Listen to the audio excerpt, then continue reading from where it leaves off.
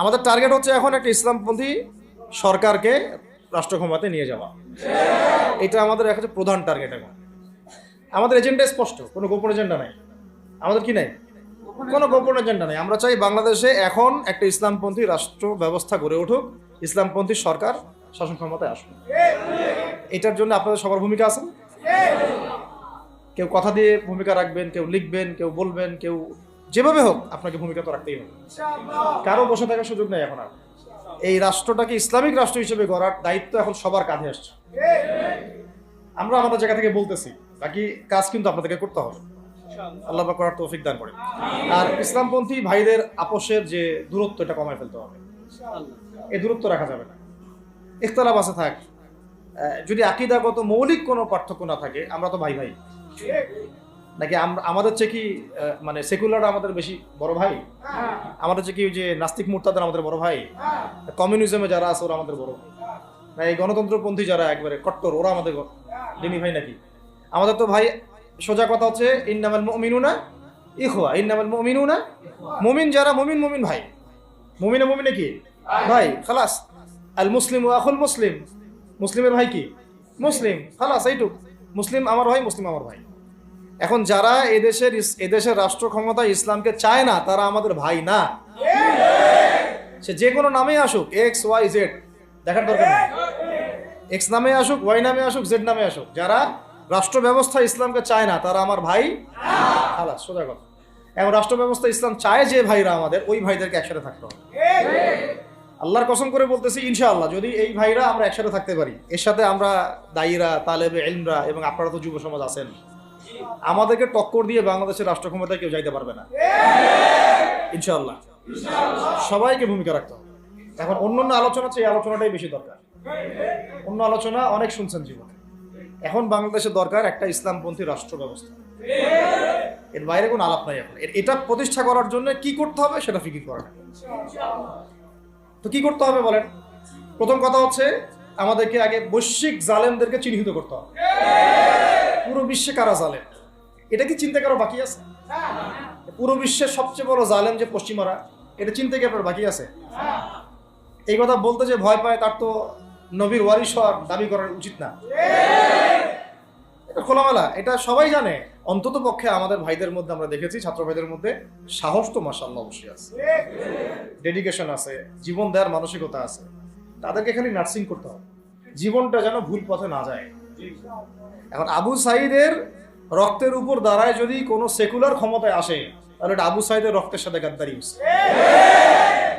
এই মুগ্ধদের রক্তের উপর সিঁড়ি বানায় যদি কোনো জাতীয়তাবাদীরা আর ওই সেই গণতন্ত্রপন্থীরা, ওই ইসলামের দুশ্মনরা, ওই ভারতের দালালরাই যদি ক্ষমতায় আসে, তাহলে এটা ওদের রক্তের সাথে গাদ্দারি হচ্ছে।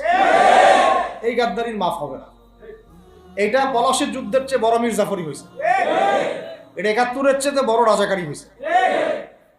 আপনারা বলেন যে দেখেন, ভালো করে বুঝেন, গুম হয়েছে এক শ্রেণী, আমার কথা মন খারাপ করে না, এক শ্রেণী গুম হয়ে গেছে, এক শ্রেণী ক্রসফায়ার, এক শ্রেণী শাপলা চত্বরে রক্ত দিছে, তাই নাই?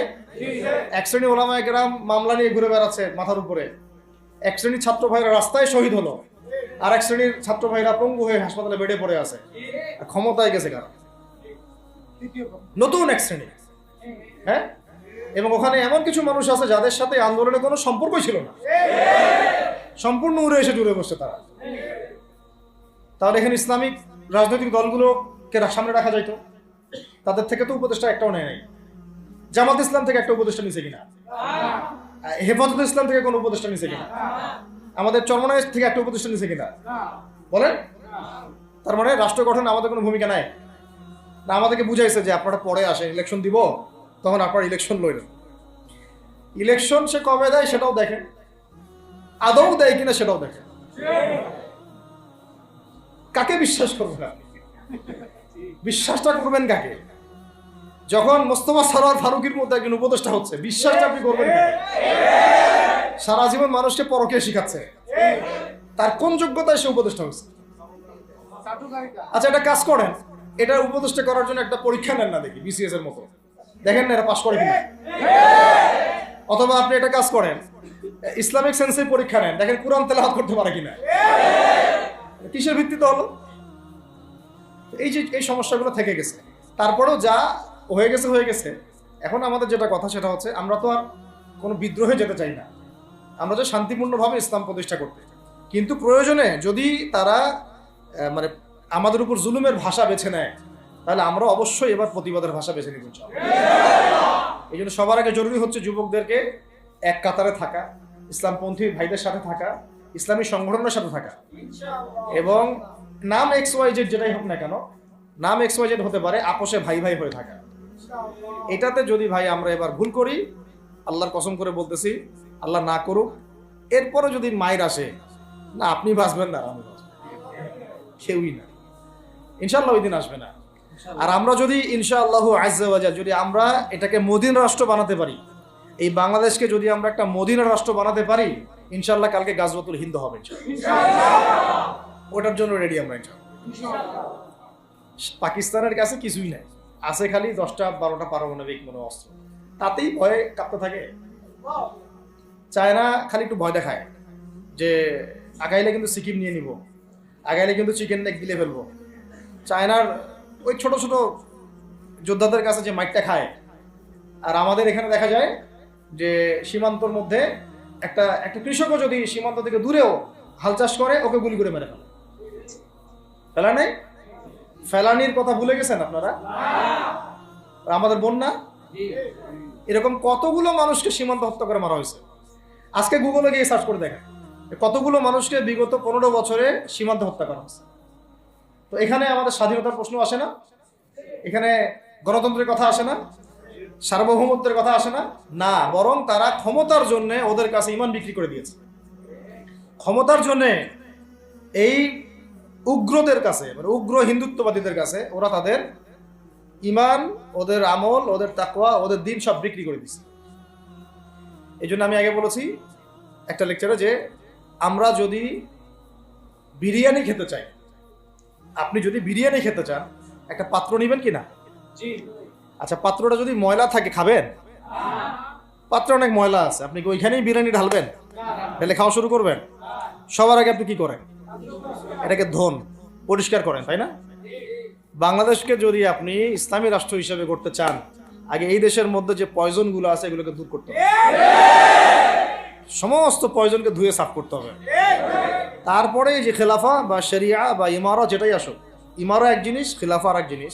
আমি এক কথায় বোঝাচ্ছি ইসলামী রাষ্ট্র ব্যবস্থা, ইসলামী রাষ্ট্র ব্যবস্থা। যদি ইসলামী রাষ্ট্র ব্যবস্থা তারপরে আসে, জমিন সাফ করার পরে, তখন সেটা সাস্টেইন করবেন ইনশাআল্লাহ।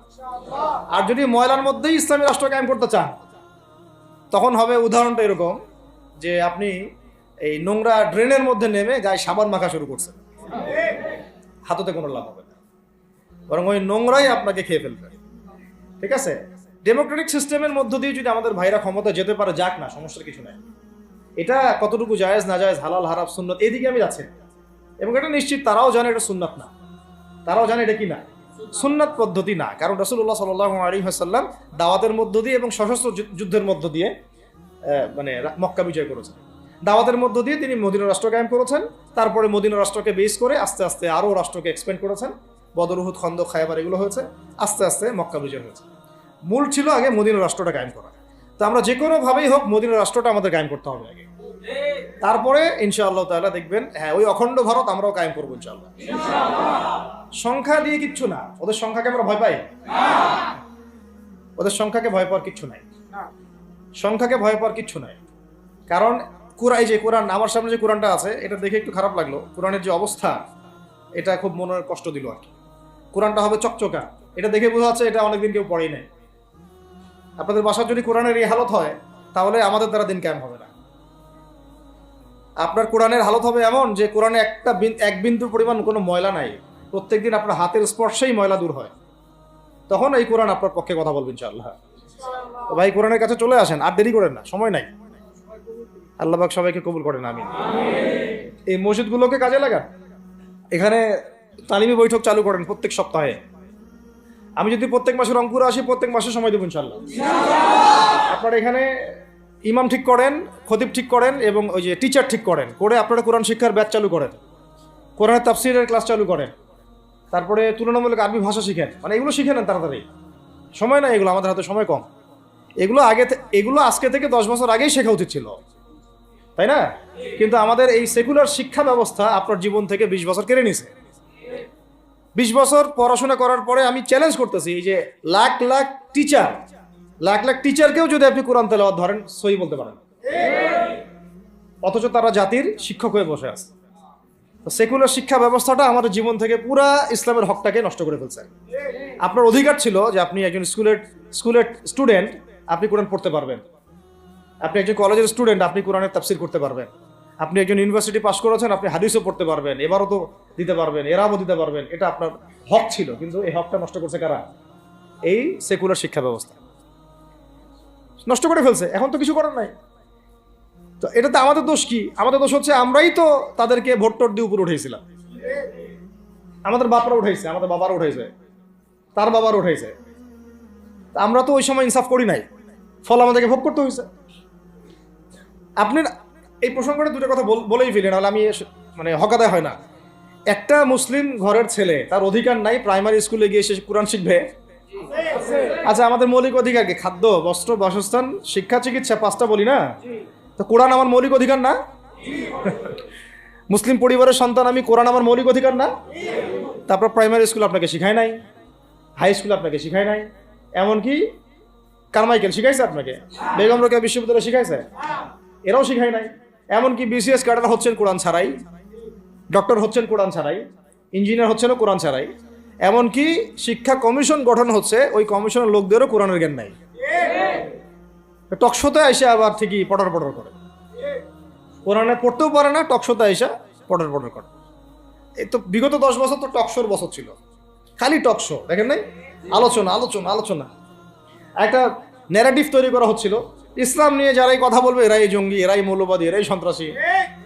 হ্যাঁ, তো কিভাবে মানুষের ব্রেন ওয়াশ করা হয়েছে। আমি আসলে অবাক হয়ে গেছি এই ঘটনাটাতে, জুলাইয়ের ঘটনায়, যে যুব সমাজকে ধ্বংস করার জন্য তারা 20 বছর ঢেলে দিছে, ওই যুব সমাজই তাদেরকে পিটাই বের করছে। আল্লাহ পাকের কি পরিকল্পনা! আপনাদেরকে ধ্বংস করার জন্য 20 বছর ধরে তারা সিলেবাস কারিকুলাম করছে। আপনাদেরকে শরৎচন্দ্র পড়াইছে, বঙ্কিমচন্দ্র পড়াইছে, হুমায়ুন আহমেদ পড়াইছে, হুমায়ুন আজাদ পড়াইছে, হ্যাঁ শেক্সপিয়ার পড়াইছে, আর কত কি পড়াইছে। কোরআন পড়তে দেয় নাই, নামাজের স্বাধীনতা দেয় নাই, পর্দার স্বাধীনতা দেয় নাই।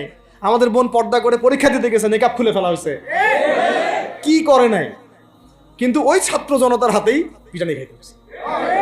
আল্লাহ পাকের দেখছেন কি একটা মিরাকেল, আল্লাহ পাকের কি মানে কুদরত, ক্যারিশমা। ঠিক কিরকম হয়েছে জানেন? ঘটনাটা হয়েছে এরকম যে ফেরাউনের ঘরেই মুসা আলাইহিস সালামকে আল্লাহ পাক বড় করছে। মাশাআল্লাহ। তো আপনাদেরকে ধ্বংস করার জন্যই কিন্তু এই পলিসিগুলো অ্যাপ্লাই করা হয়েছে। এখন যে আল্লাহ পাকের রহমতে আপনারা বিপদে যান নাই, আলহামদুলিল্লাহ। এখন যেটা আল্লাহ পাক বোঝার তৌফিক দিচ্ছেন, দেখেন আপনারা কোরআন শিখতে পারতেন, এখানে পারেন নাই। শিক্ষা কমিশনের মধ্যে কোরআন নাই। শুধু তাই না, দেখেন 360 জন এমপি মন্ত্রীকে আপনি বসায় দেন,